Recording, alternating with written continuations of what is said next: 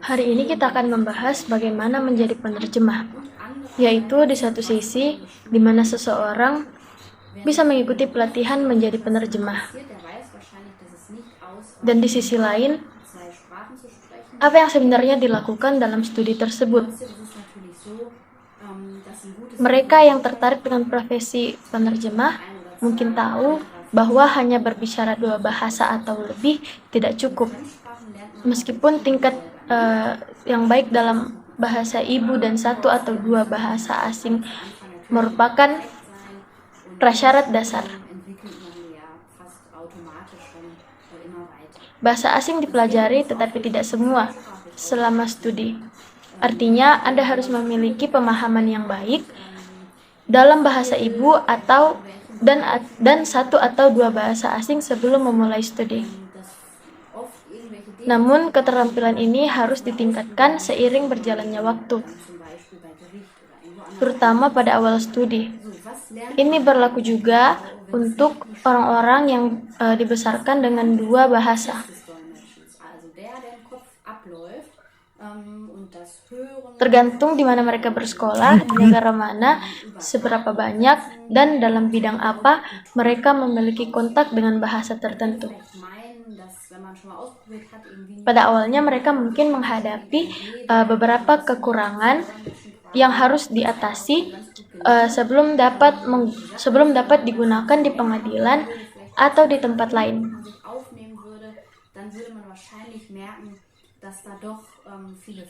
Ini adalah hal yang dipelajari selama studi yang sebenarnya lebih fokus pada proses penerjemahan daripada pembelajaran bahasa.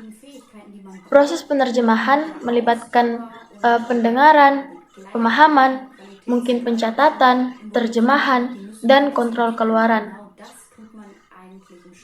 Orang mungkin berpikir bahwa mereka dapat menghadapi tugas ini dengan menonton video YouTube atau menerjemahkan pidato secara spontan. Tetapi sebenarnya melakukan ini selama waktu yang lebih lama, misalnya 20 menit, dan merekam diri sendiri, mungkin akan menunjukkan adanya banyak kesalahan atau pembicaraan yang tidak masuk akal tanpa disadari. Ini adalah hal yang wajar karena kemampuan kognitif yang diperlukan untuk menjalani proses ini dengan daya tahan dan kualitas yang tetap konstan harus dikembangkan. Dan ini terjadi selama studi. Hal ini sangat terlihat pada penerjemahan simultan, di mana otak harus menyesuaikan diri dengan proses mendengar, memahami, menyimak, memahami, dan mengontrol keluaran secara bersamaan.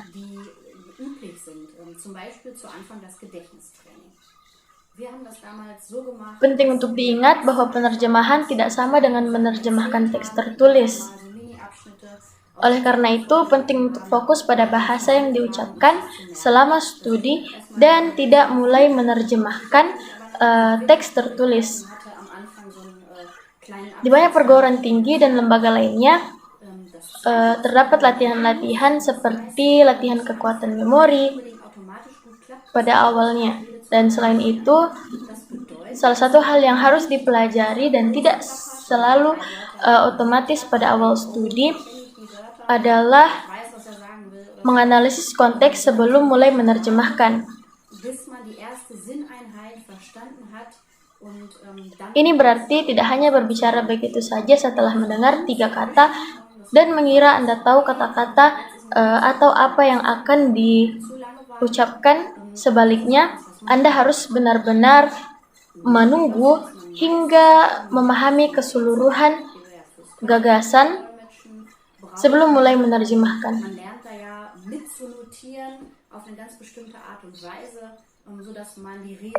Mengetahui kapan waktu yang tepat untuk memulai adalah keterampilan yang perlu dikuasai dan tidak boleh menunggu terlalu lama. Ini juga adalah sesuatu yang dipelajari selama berlatih. Ada sesuatu lagi yang biasanya dipelajari selama studi, yaitu teknik catatan yang dibutuhkan untuk menerjemahkan konsekutif. Di sana, kita belajar untuk membuat catatan dengan cara tertentu sehingga kita dapat merujuk kembali secara bebas setelah 10 hingga 15 menit.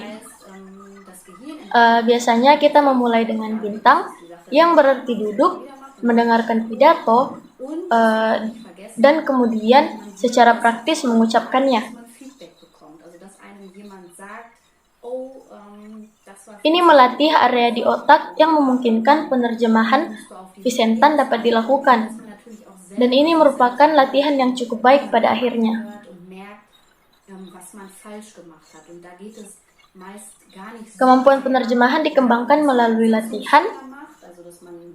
Otak mengembangkan kemampuan kognitif dengan melakukan tugas berulang-ulang dan mengulanginya.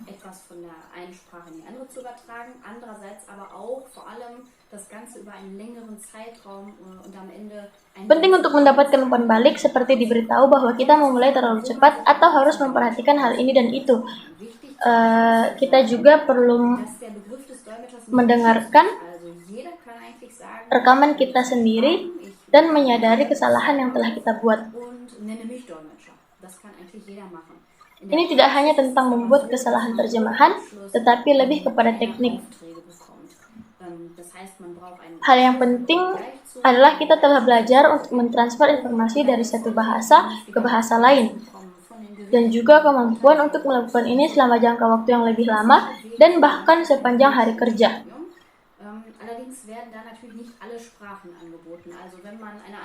Pertanyaan tentang bagaimana menjadi penerjemah seringkali dimulai dengan mencatat bahwa istilah penerjemah tidak dilindungi, sehingga setiap orang dapat menyebut dirinya sebagai penerjemah.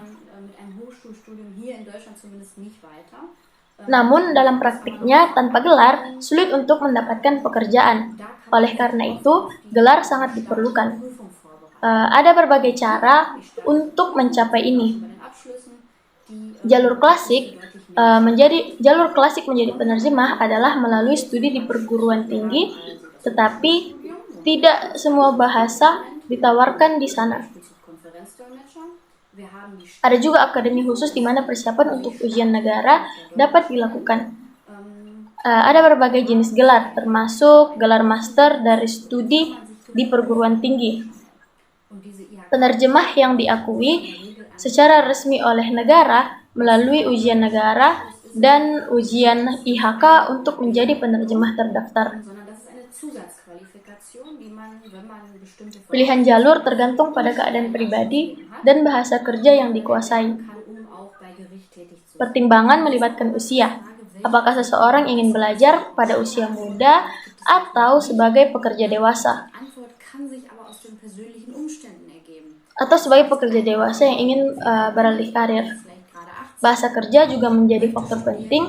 Apakah bahasa yang ditawarkan oleh universitas di Jerman atau apakah memiliki dua bahasa yang eksotis dan tidak ditawarkan di sana.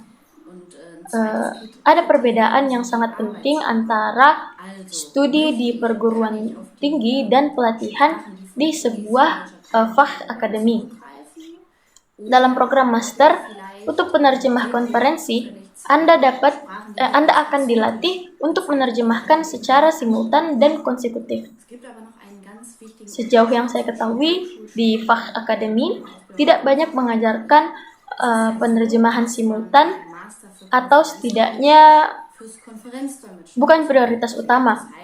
Jika ada di beberapa Fachakademie, saya tidak tahu dengan pasti, namun mungkin dalam skala yang jauh lebih kecil, sebaliknya mereka lebih sering mengajarkan penerjemahan wicara yang sering disebut sebagai penerjemahan konstruktif. Vortragsdolmetschen wird das häufig genannt, also quasi konsekutives Dolmetschen und auch die Notizentechnik. Serta teknik catatan. Misalnya, jika Anda ingin menjadi penerjemah untuk Uni Eropa dengan bahasa Inggris, Prancis, dan Spanyol, Anda mungkin perlu keterampilan terjemahan simultan dan konsekutif. Namun, jika Anda ingin bekerja di pengadilan dengan bahasa-bahasa tersebut, atau bahkan dalam bahasa dari wilayah Eropa Timur karena alasan pribadi, mungkin PAH Akademi lebih sesuai. Die Sprachen vorgegeben hat, dadurch, dass man zum Beispiel zweisprachig aufgewachsen ist. Auch da kann man keine pauschale Antwort geben. Es ist aber so, und da kann man sich ja mal Gedanken drüber machen, es gibt große Sprachen, die nennt man so. Das bedeutet, dass es da einen großen Markt für gibt. Das heißt grundsätzlich sehr viel Arbeit. Zum Beispiel Englisch, Spanisch, vielleicht auch Chinesisch. Tentang pertanyaan mengenai bahasa yang sebaiknya dipilih, ini tidak dapat dijawab secara umum. Ada bahasa-bahasa besar yang memiliki banyak peluang pekerjaan, seperti bahasa Inggris, Spanyol, dan mungkin juga Cina.